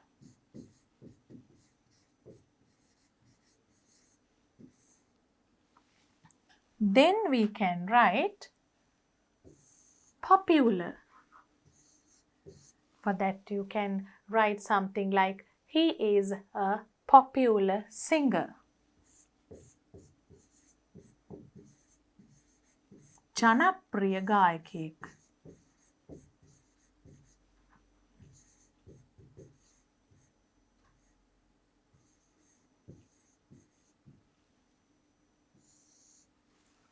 Then we will write another two, hardship, which is a noun, and punctual, which is an adjective. They had to face many hardships.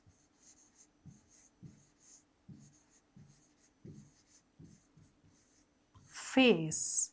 දුෂ්කරතා රැසකට ඔවුන්ට මුහුණ දෙන්න වුණා. They had to face many hardships.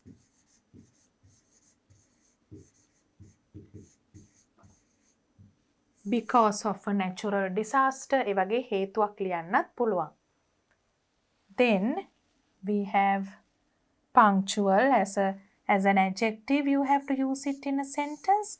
වෙලාවට වැඩ කරන.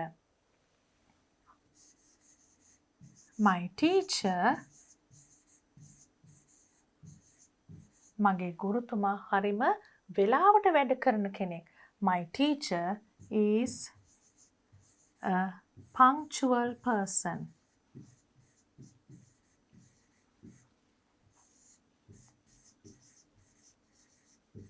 දැන් මේක වඩාත් පැහැදිලි කරන්න නම් ඔයගලන්ට එකතු කරන්න පුළුවන් my teacher is very punctual so that she comes to school every day on time, comes to class every day on time. එච්චර දිගට ලියන්න නැතුව අපි සරලව මේ වචන වාක්‍යයකට යොදලා ඉස්සෙල්ලා බලමු. Then we write from these two words preparation and accurate.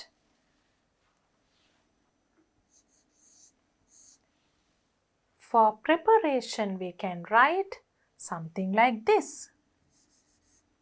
We stayed after school. අපි ස්කෝලෙන් පස්සේ හිටියා මොනවටද?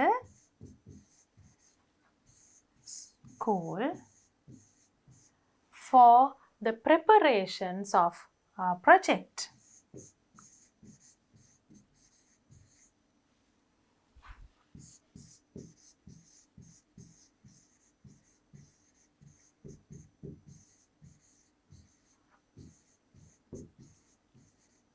Project or presentation. Presentation we can write because there are a lot of preparations for presentation. ඒ කියන්නේ මොකන්ද?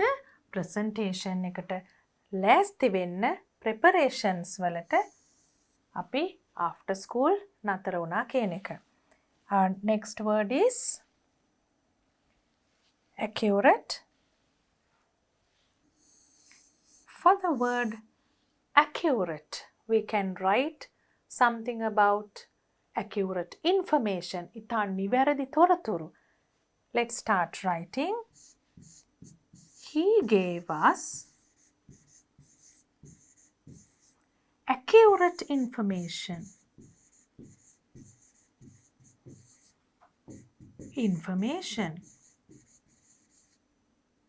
Information about the place.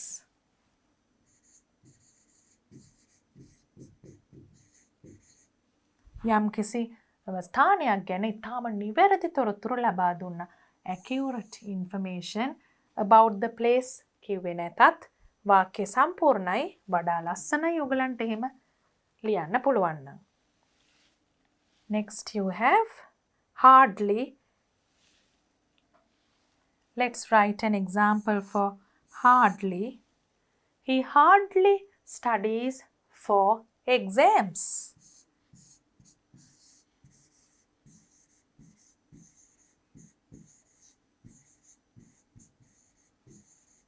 ඒ කියන්නේ විභාගවලට පාඩම් කරන්නෙම නෑ කියන එක.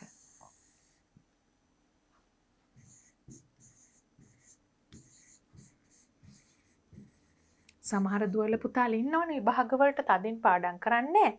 හැබැයි සමහරු ඒත් හොඳ ලකුණු ගන්නවා, සමහරු ගන්නේ නැහැ. Whatever it is, the meaning of the sentence is he hardly studies. පාඩම් කරන්නේ නැහැ කියන එක. The next words are tolerance, management and clarification. You can write I appreciate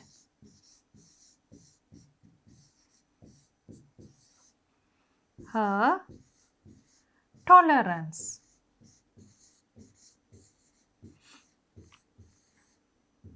ඒ කියන්නේ යමක් දිහා සාධාරණව බලලා ඉවසීමෙන් යම් වැරද්දක් වුණත් ඒකට ඉවසීමෙන් මුහුණ දීලා අන්න ඒ වගේ ගතිගුණයක් නෙමේ tolerate කරනවා. She is a person with tolerance කියන්නේ කලබල වෙන්නේ නැතුව තව කෙනෙක්ගේ වැරද්දක් වුණත් ඊටාම කල්පනාකාරීව ඉවසීමෙන් බලලා ක්‍රියා කරන අයට තමයි මේ වගේ වචනයක් පාවිච්චි කරන්නේ. So you appreciate a quality like that. ඒ වගේ ගතිගුණයක් අනිවාර්යයෙන්ම අපි අගය කරනවා. I appreciate her tolerance. Management.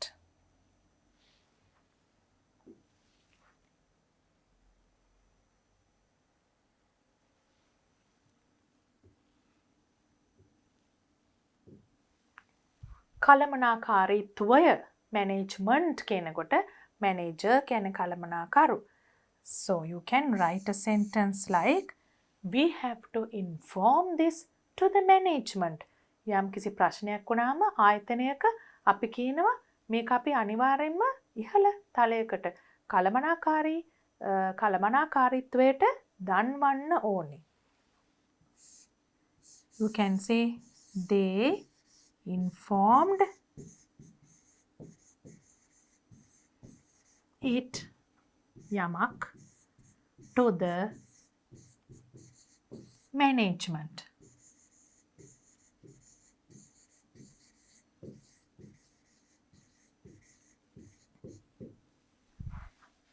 And the last one is clarification.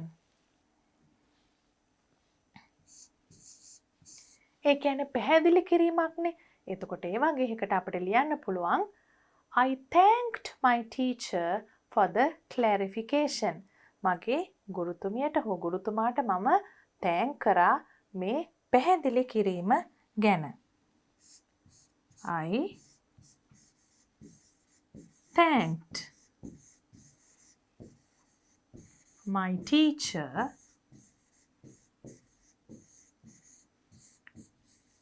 for the clarification.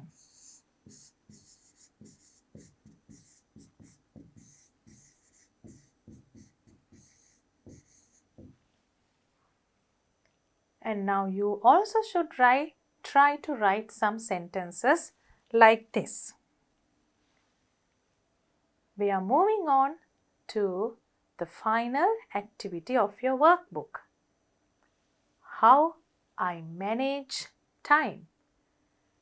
Now you have to write an essay about this topic. You remember we used a mind map when we wrote essays at previous instances. මතකයි පුතාලට මේ වගේ mind map එකක් පාවිච්චි කරලා අපි ලියන්න යන ප්‍රධාන කරුණු මෙතන සඳහන් කරගත්තම අපිට essay එක ලියන්න පහසු වෙනවා. Key points. We can write the key points in a mind map before you write your essay. It's a good way to plan what you write. එක පාරටම ලියන්න ගත්තම සම්පූර්ණයෙන්ම අපිට අමතක වෙන්න පුළුවන් මාතෘකාවේ අහලා තියෙන්නේ මොනවද? ලිවිය යුත්තේ මොනවද? උදාහරණ ලියන්න ඕනේ කොතනද? කොතනින්ද පැරග්‍රාෆ් වෙන් කරන්නේ? ඒ වගේ දේවල් අමතක වෙන්න පුළුවන්. ඒ නිසා මේ ක්‍රමය කරන්න හුඟක් දුවල පුතාලා හිතට ගත්තොත් හොඳයි. When you take a topic like this, first you have to write something in general about the importance of time management.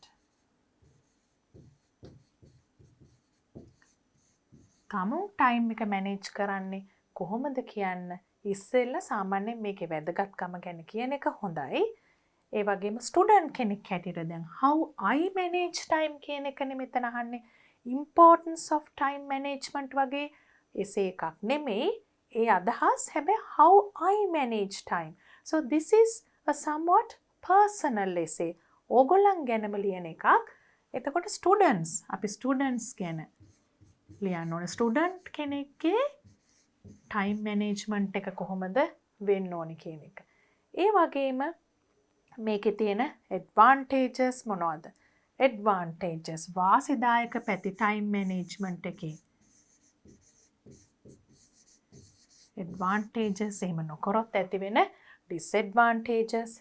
එතකොට අපිට තව කියන්න පුළුවන් දැන් ළමයෙක් එකපාරටම ටයිම් මැනේජ්මන්ට් කියලා ස්කිල් එකක් දැනගෙන ඉන්නේ නැහනේ. You at one point start to learn something like this. Start to apply something like this. කොහොමද මම ටයිම් මැනේජ්මන්ට් වගේ දෙයකට යොමු වුනේ? එකපාරටම කුඩා වයසේ ඉඳලා කිසිම දැනුමක් නැතුව එහෙම කරන්නත් බෑනේ. So it's a nice thing to write for a topic like this, how I started. How I started managing time. Then you can give ideas about what are the effective ways of time management. Because you are doing it, you can give ideas. What you find effective? ලියන කෙනාට මොනවද වැදගත් ක්‍රම හැටියට දැනෙන්නේ කියලා. Effective ways. Then again, another very important thing is to encourage others.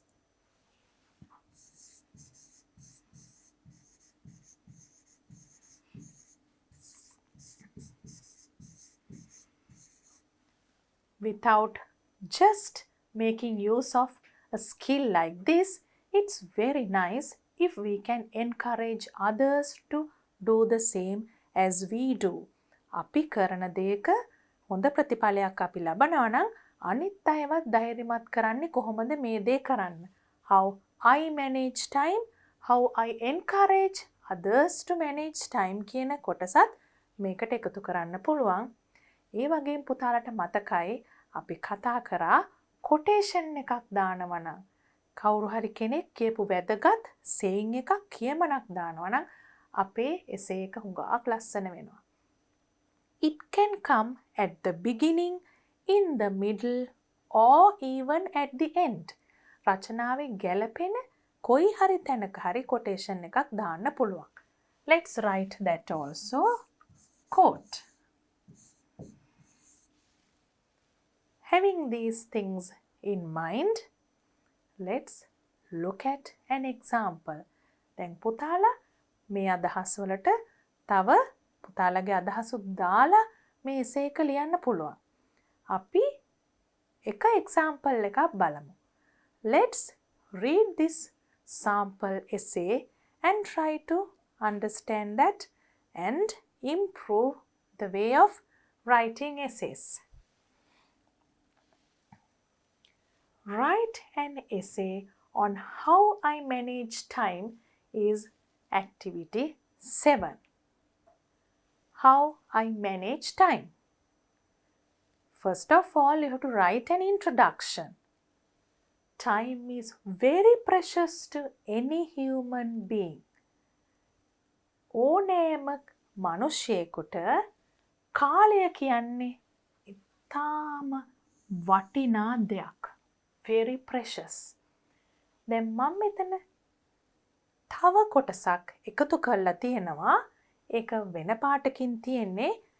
දිග වාක්‍යයක් ලියන්න කැමති නැත්නම් පුතාලට මෙතනින් ඉවර කරත් ඒකේ තේරුම හරි සම්පූර්ණ වාක්‍යයක්.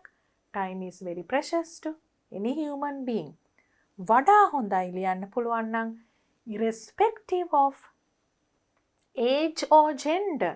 ඒ කියන්නේ අපේ වයසද ගැහැණු පිරිමි භාවයද මේ කිසිම දෙයක් බලපාන්නේ නැහැ. irrespective of ඒ කිසිම සාධකයකට අහු නොවි ඕනෑම මිනිසෙකුට කාලය කියන එක ඉතාම වැදගත්. ඇයි manage කරන්නේ? වැදගත් නිසානේ. Why do we manage time? Because time is precious. So you can start like this. There is a popular proverb which says that procrastination is the thief of time. ඉතාම ප්‍රසිද්ධ කියමනක් තියෙනවා procrastination කල් දැමීම. යමක් කල් දැම්මහම කාලය ගොඩාක් විනාශ වෙනවා කියලා. thief of time. හරියට නිකන් කාලය හොරු අරන් ගියා වගේ. යමක් දවසින් දවස කල් දානකොට කිසිම සාර්ථකත්වයක් ලැබෙන්නේ නැහැ. Then how could we make maximum use of time? Maximum. වැඩිම ප්‍රයෝජනයක් කාලයෙන් ලබා ගන්න කොහොමද? Then can you see a question? අපි ප්‍රශ්නයක් ඇහුවාම ඒකෙන් ඊළඟට කියවන කෙනාට ආසාවක් ඇති වෙනවා මොකද්ද මේ කියන්නේ කියලා දැනගන්න. The best way is to manage time. Now we have come to the topic. දැක්ක නේද? Manage time කියන තැනට අපි ප්‍රවේශයක් ගත්තා. The best way is to manage time. Because your topic is how I manage time, I As a student, follow different ways to manage time. මම ශිෂ්‍යයෙක් හැටියට විවිධ ක්‍රම අනුගමනය කරනවා කාලය කළමනාකරණය කරන්න. We all have 24 hours a day, but we see that some people achieve more things than others. දැන් අපි හැමෝටම තියෙන පැය 24ක් වුණාට අපි දකිනවා සමහරු අපිට වඩා දේවල් ළඟා කරගන්නවා කියලා. Is it because they have some super power? ඒගොල්ලන්ට යම් කිසි විශේෂ බලයක් තියෙන හින්දාද එහෙම අපිට වඩා යමක් ළඟා කරගන්නේ? හැමෝටම තියෙන දවසට පැය 24යි. This is what I tried hard to understand. මේක තමයි මම තේරුම් ගන්න හුඟක් උත්සාහ කරේ. Now, can you remember in the mind map we said how we started managing time? අපි කොහොමද මේකට යොමු වුනේ කියලා කියනවා. දැන් ඒක තමයි මේ කියන්නේ මම කල්පනා කරා හැමෝටම තියෙන පැය 24 නම් කොහොමද සමහරු මට වඩා දේවල් කරන්න කියලා. That is where this is what I tried hard to understand. මම ඊටාම තද බල ලෙස උත්සාහ කරා මේ දේ තේරුම් ගන්න. After discussing, researching and thinking for a long time. ඒ කියන්නේ එහෙම ප්‍රශ්නයක් ගැටලුවක් ආවම දරුවෙක්ට එකපාරටම තනියෙන් විසඳුමක් හොයාගන්න බෑනේ. එතකොට කරන්න පුළුවන් සාකච්ඡා කරනවා. You can discuss with your parents, your friends, your teachers. So discussing and මම මේ researching and කියන එක වෙන පාටකින් දාලා තියෙන්නේ. අනිවාර්ය නෑ. හැබැයි ලිව්වොත් ගොඩක් ලස්සනයි. අපි යමක් දන්නේ නැතකොට පොඩ්ඩක් තව සොයා බැලීම් කරනවනේ, රිසර්ච් කරනවනේ. ඉතින් හුඟක් උනන්දු දුවල පුතාලා ඩිස්කස් කරලා විතරක් ඉන්නේ නෑ, රිසර්ච් කරලත් බලනවා. Researching and thinking for a long time. අපි සාකච්ඡා වලින් දැනගන්න ඒවා, රිසර්ච් වලින් දැනගන්න ඒවා නිකම්ම ක්‍රියාත්මක කරන්න බෑ. අපි හුඟක් වෙලා කල්පනා කරලා බලන්න ඕනේ. So he is saying, after thinking for a long time, I started paying attention to අපි මීට කලිනුත් පාවිච්චි කරලා තියෙන ෆ්‍රේස් එක අවධානය යොමු කරන්න to time management කාලය කළමනා කිරීම පිළිබඳව. I have 2 timetables. He has 2 timetables. Apart from the school timetable. If you can write this, it's good. මේක ඇලත් එකතු කරන්න පුළුවන් නම් හොඳයි. Apart from කියන්නේ පාසල් කාලසටහනට අමතරව. One for the weekdays. මේක අනිවාර්ය නැහැ. පුළුවන් නම් දැම්මොත් වඩා හොඳයි. One for the weekdays සතේ දවස්වලට එකයි and the other for the weekend සතියන්තයට එකයි. I have time allocated for. කාලය වෙන් කරලා තියෙනවා homework, revision, පුනරීක්ෂණ, reading and also for fun activities. දැන් මේ ළමයා කාලය කළමනාකරණය කරනවා කියලා පාඩම් කර ඉන්නවා කිව්වොත් ඒ ළමයා කරන දේ ගැලපෙන්නෙත් නැහැ. අපේ essay එකට ගැලපෙන්නෙත් නැහැ. Time management is not doing only one thing. You're managing time and you do many things within a limited time. So he has said that he has time for fun activities too. My parents help me by following up my timetable. දෙමාපියොත් උදව් කරනවා follow up කරලා මෙයා මේ timetable එකට වැඩ කරනවද කියලා අහලා සොයලා බලලා මගදී මතක් කරලා උදව් කරනවා. ඒකත් අනිවාර්යයෙන්ම අපිට අවශ්‍යයි. Since දැන් මේ කැලේ මොකන්ද? ලිව්වොත් හුඟක් ලස්සනයි. අනිවාර්ය නෑ. උත්සාහ කරන්න. Since just setting a timetable is insufficient. ඇයි parents ලා උදව් කරන්නේ? මොකක් නිසාද? Since නිකං timetable එකක් set කරා කියන එක insufficient. ප්‍රමාණවත් නෑ. Setting my own deadlines. දැන් අපි දකිනවා effective ways. මම පාවිච්චි කරන විශේෂ ක්‍රම මොනවද? Let's go back to the mind map a little bit and see effective ways. How I started. Can you see we are writing under these key points?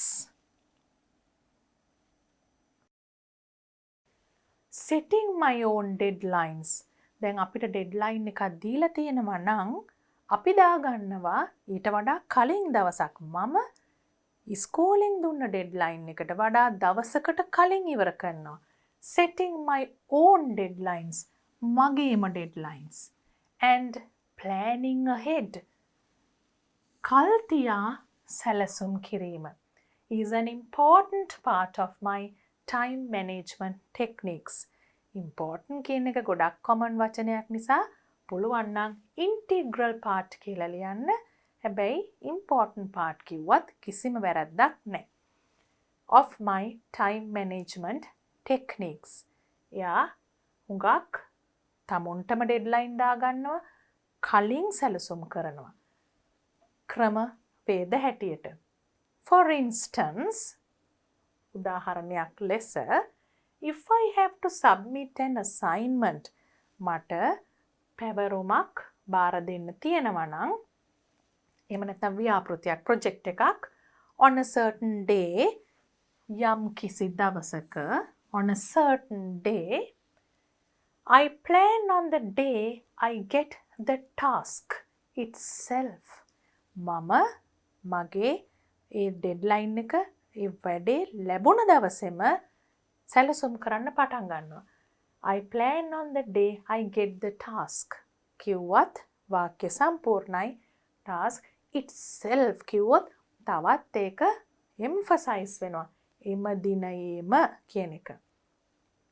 I divide the task. මම බෙදනවා මගේ වැඩේ into sections කොටස් වලට and set time limits to complete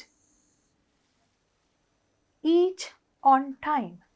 එක කොටස ඉවර කරන්න time limit එකක් සීමාවක් ලෑස්ති කරනවා. I work with a target.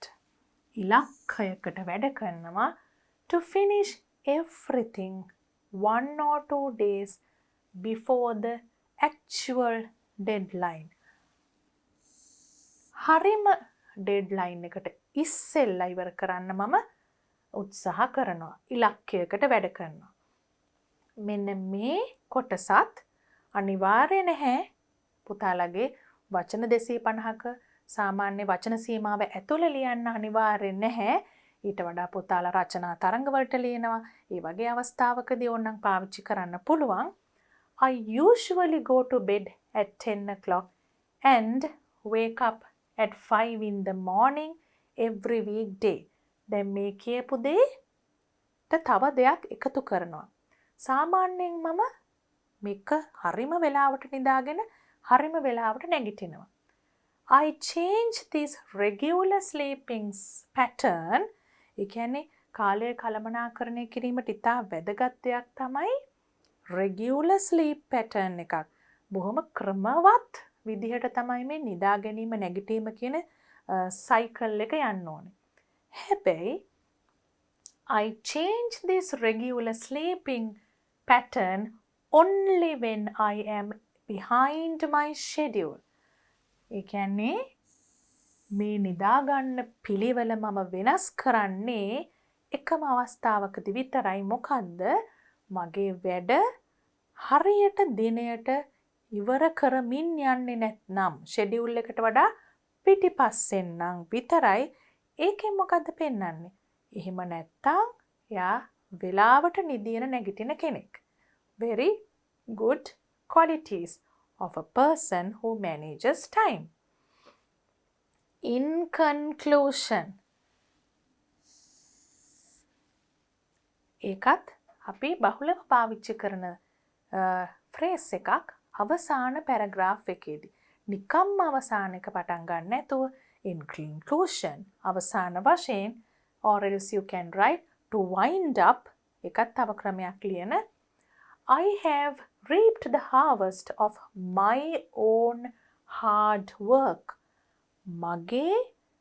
මම මහන්සි වෙලා කරපු වැඩවල ප්‍රතිඵලය මම නෙලාගෙන තියෙනවා. අස්වැන්න නෙලාගෙන තියෙනවා කියන්නේ reap the harvest. I have obtained high grades. මම ලබාගෙන තියෙනවා ඉතාම ඉහළ ලකුණු for most of my subjects. So far. මේ වන තෙක්. So far. අනිවාර්ය නෑ. ලිව්වොත් වඩා හොඳයි. So far. However, ඒ වුණත් I am not a child who is confined to a classroom. මේ විදියට හොඳට ලකුණු ගත්තත් confine මම පන්ති කාමරයක් ඇතුලේ කොටු වෙච්ච කෙනෙක් නෙමෙයි. That is very important for a person who manages time to do many things without disturbing your main work. I am a member of the school band and the chess team too. එතකොට ක්‍රීඩා කණ්ඩායමකත් ඉන්නවා, chess team එකේ, ඒ වගේම තෝරේවාදක කණ්ඩායමේ ඉන්නවා. ඒවත් එක්ක තමයි මේ කරන්නේ. So he is managing time to go for practices as well. Therefore, I urge you to manage your time always. මම තා ඕනෑකමින් ඉල්ලා සිටිනවා. අපි කියවන කෙනාට දැන් ධෛර්යමත් කරනවා අපි වගේ කරන්න කියලා. I urge you to manage your time always. Then comes a quotation. Look at this. Do you like this idea? Ordinary people think merely of spending time. Great people think of using it. ඒ කියන්නේ සාමාන්‍ය මිනිස්සු හිතන්නේ merely. ඒක විතරයි කියන එක. මොකද්ද? කාලය වැය කරන්නේ කොහොමද? සාමාන්‍ය මිනිස්සු හිතන්නේ කාලය වැය කරන්නේ කොහොමද කියලා විතරයි. Great people, ශ්‍රේෂ්ඨ මිනිස්සු think of using it. ඒගොල්ලෝ හිතන්නේ කොහොමද කාලය යොදවන්නේ කියලා. සාමාන්‍ය මිනිස්සු හිතනවා කොහොමද කාලය වැය කරන්න කියලා. ශ්‍රේෂ්ඨ මිනිස්සු හිතනවා කොහොමද කාලය යොදවන්නේ කියලා. ඒතර ඔයගලන්ට පේනවා ලොකු වෙනසක් ඒ දෙගොල්ලෝ අතර. And see how the essay is ending. Author unknown. අපි කියවනේ පුළුවන් වෙලාවක අපි මේක කිව්වේ කවුද කියන එක දානවා නම් හුඟක් වටිනවා. ඒක නැති තැනකදී අපිට author unknown කියලා දාන්න පුළුවන්. So finally, you can write, you decide to which category you want to belong. අපි කියවන කෙනාට කියනවා මේ කොටස් දෙකෙන්, මේ categories දෙකෙන් කොයි කොටසටද ඔයාට අයිති වෙන්න ඕනි කියලා ඔයාම තීරණය කරන්න. ශ්‍රේෂ්ඨ මිනිසුන් ගොඩටද එහෙම නැත්නම් සාමාන්‍ය මිනිසුන් ගොඩටද කියලා. This is the way the essay has been developed. Let's look at it once again as a whole. How I manage time. Time is very precious to any human being, irrespective of age or gender. There is a popular proverb which says that procrastination is the thief of time. Then how could we make maximum use of time?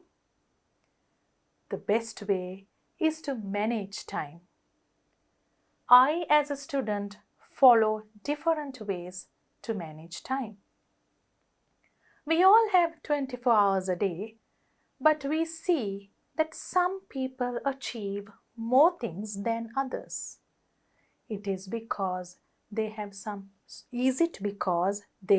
superpowers? This is what I tried hard to understand. After discussing, researching, and thinking for a long time, I started paying attention to time management. I have 2 timetables apart from the school timetable. One for the weekdays and the other for the weekend. I have time allocated for homework, revision, reading, and also for fun activities. My parents help me by following up my timetable since just setting a timetable is insufficient. Setting my own deadlines and planning ahead is an important part of my time management techniques. For instance, if I have to submit an assignment or a project on a certain day, I plan on the day I get the task itself. I divide the task into sections and set time limits to complete each on time. I work with a target to finish everything 1 or 2 days before the actual deadline. I usually go to bed at 10 o'clock and wake up at 5 in the morning every weekday. I change this regular sleeping pattern only when I am behind my schedule. In conclusion, I have reaped the harvest of my own hard work. I have obtained high grades for most of my subjects so far. However, I am not a child who is confined to a classroom. I am a member of the school band and the chess team too. Therefore, I urge you to manage your time always. Ordinary people think merely of spending time. Great people think of using it. Author unknown. You decide to which category you want to belong. And that is the last activity of your workbook. We have done activities based on different items such as word classes, pie charts, reordering stories. මම හිතනවා දුවල පුතාලා මේ activities හුඟක් උනන්දුවෙන් කරා කියලා. කලින් units වල වගේම මේකෙත් මගහැරුණු ඇක්ටිවිටීස් මොනවා හරි තියෙනවා නම් ඒවා ආපහු ප්‍රැක්ටිස් කරලා බලන්න.